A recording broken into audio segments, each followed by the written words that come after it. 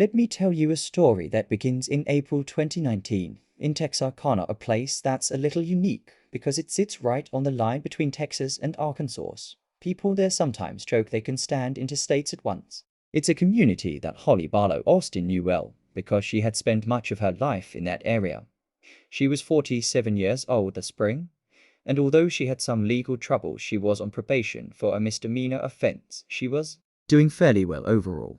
Everything changed in April 2019 when Holly was arrested for violating the terms of her probation. You'd think this wouldn't lead to severe consequences, given it was a misdemeanor. But what happened to Holly was far worse than anyone could have predicted. Because of her arrest, she ended up at a facility called the Bi-State Jail, located on the Texas-Arkansas border, but still under Texas jurisdiction. It was operated by LaSalle Corrections, a private prison company that runs facilities in Texas, Louisiana, and Georgia. Critics of private prisons often argue that for-profit facilities may cut costs and services, especially in areas like medical care, and Holly's experience seems to highlight that problem. Before going to jail, Holly was living her life as a strong, capable individual who took care of herself. Yes, she was HIV positive, but it was under control. She was diligent about taking her medications and had no HIV-related symptoms. By all accounts, she was managing her condition responsibly and effectively. However, once she was locked up, her ability to keep up with her care was taken out of her hands. People who are incarcerated rely completely on the facility's medical system for treatment, and if that system fails, there is nowhere else to turn. Not long after Holly arrived at the Bi-State Jail, she realized getting her medication was going to be a serious problem. Being HIV positive requires strict adherence to medication schedules, because skipping doses can allow the virus to rebound and compromise the immune system. But as the days wore on, she found herself begging for the medication she needed just to stay healthy. She also asked to see a doctor. Over and over, she made it clear she needed help. Yet her requests were denied or ignored, leaving her stranded without the essential care she'd been so diligent about before. People often ask how such a thing could happen. How can someone be so blatantly denied something as basic as life-saving medication? The sad truth is that jail systems, particularly those run by private corporations with potential cost-cutting incentives, can sometimes be riddled with lapses in oversight and staffing. One person's needs can be overlooked, and in Holly's case, it wasn't just an inconvenience, it was a life-threatening situation. Locked in a cell, Holly must have felt trapped and frightened as her health began to decline. She had no way to get to a pharmacy, no way to fill a prescription on her own, and no one to advocate for her beyond the walls of that jail. She did what she could. She pleaded for medical attention. She let staff know her condition required consistent medication. But when those in charge don't listen, there's no simple alternative. The system is supposed to protect people in custody after all. The moment someone is arrested, the state assumes responsibility for their well-being. Yet Holly's plight suggests a total failure of that responsibility.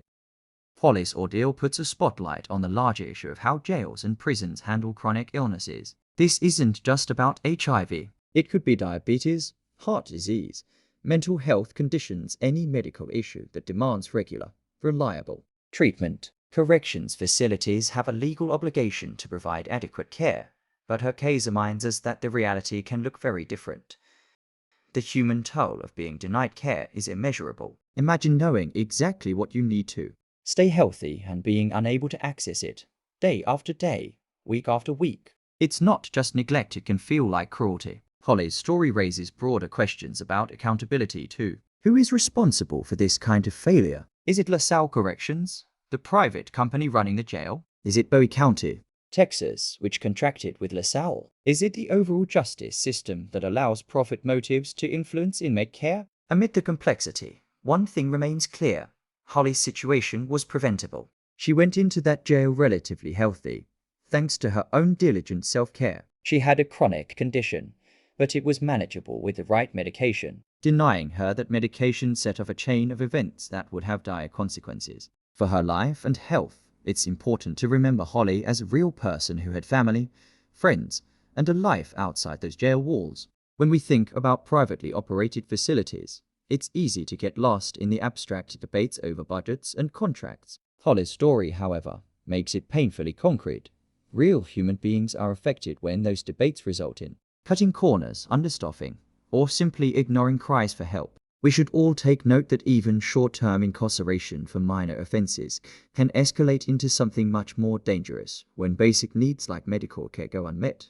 Her story forces us to confront the question of whether for-profit incarceration is serving the public good or risking lives in pursuit of profit margins. It also reminds us that once individuals are in custody, they are entirely dependent on the system for something as fundamental as staying alive and healthy. That responsibility is a heavy one, and in Holly's case, it appears to have been gravely mishandled. Slowly, her HIV symptoms began to creep in. Day by day, she felt her strength slipping away, yet the jailers seemed utterly indifferent. They simply looked past her declining health, as though if they didn't acknowledge it, it wouldn't be their responsibility. Imagine being in that cell, feeling your body weaken, unable to do anything about it, while the very people tasked with looking after your basic needs ignored your condition entirely. Her living situation only got worse over time. The cell itself became so foul that anyone coming near it could tell something was horribly wrong. In fact, in the CCTV footage, you can see the jailers covering their noses when they brought her water or food, an unmistakable sign that the environment had become truly putrefied. It's heartbreaking to think how it must have been for her, stuck in that environment, unable to care for herself or even maintain a shred of dignity. Weeks into her nightmare at the bi-state jail, she completely lost her sight and became unable to move around on her own.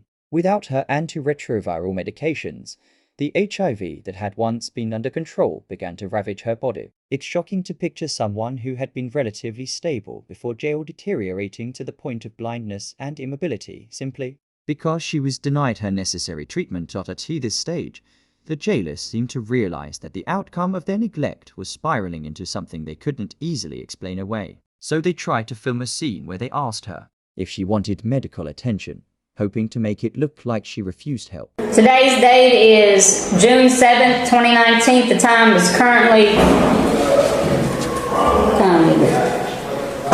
1:37. We're located at Medical Op 3 with Ms. Barlow. Ms. Barlow, do you want to go to see the doctor? At this time, the offender has stated she does not want to go see the doctor. No, they'll never do nothing. Ma'am? They'll never do nothing. Okay. At this time, the time is 13:38. We're going to secure the camera. Let's think about the state she was in.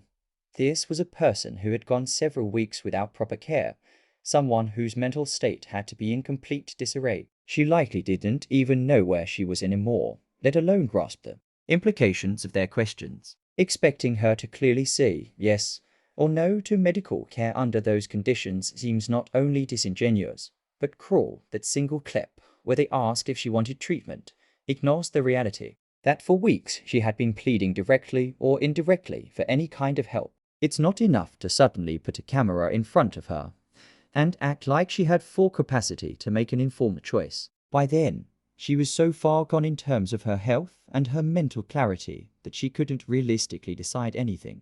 It's tragic to watch someone go from needing straightforward medical assistance to being left in a state of utter confusion. This was supposed to be a place where she was kept safe, but instead it became a place where her worst fears about her illness were realized. It's hard not to feel angered and saddened by the details. The weakening body, the putrid cell, and a woman so disoriented that she barely knew where she was. And through it all, the one thing that could have helped her HIV medication remained out of reach, withheld by the very individuals charged with providing basic necessities. It's a disturbing sequence of events that shows what can happen when calls for help are ignored. Holly's last 48 hours at the jail, it was obvious she was dangerously close to the end. She looked severely malnourished, so thin and weak that it was heartbreaking to witness. By this point, she had completely lost her vision. In the surveillance footage, you can see her blindly feeling her way around the cell, groping the walls with her hands because she couldn't see where she was going.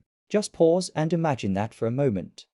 A person in such a fragile state, trying to navigate a cramped jail cell, not knowing what she might bump into or fall over.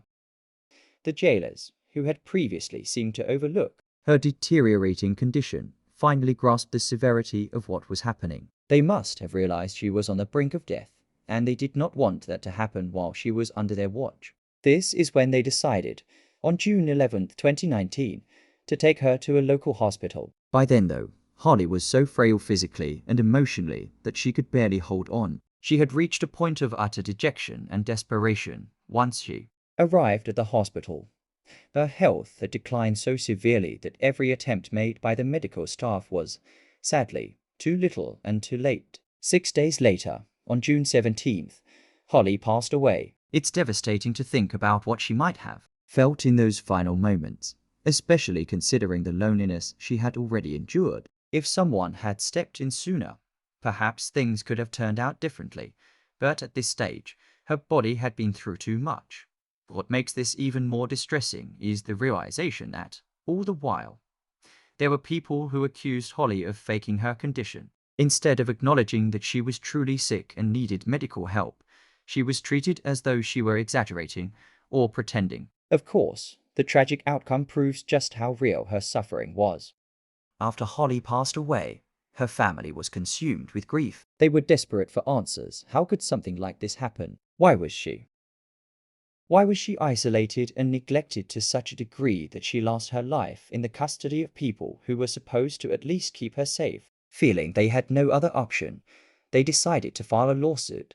The lawsuit was blunt and damning in its accusations. It claimed Holly's death was caused by the actions and inactions of LaSalle agents and employees they allegedly withheld. Her prescription medications, didn't properly manage her chronic medical condition, and failed to regularly check on her or even give her a proper evaluation. The suit went on to say they ignored her high blood pressure, never had her evaluated by an actual doctor, and delayed taking her to the hospital until it was far too late. Even more harrowing, it argued that Holly was never housed in any sort.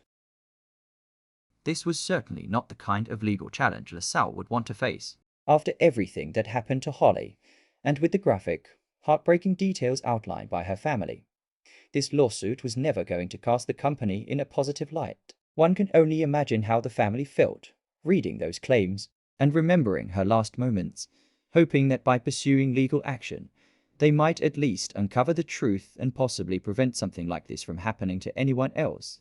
The family received a settlement of $7 million, the largest known death settlement in Texas history.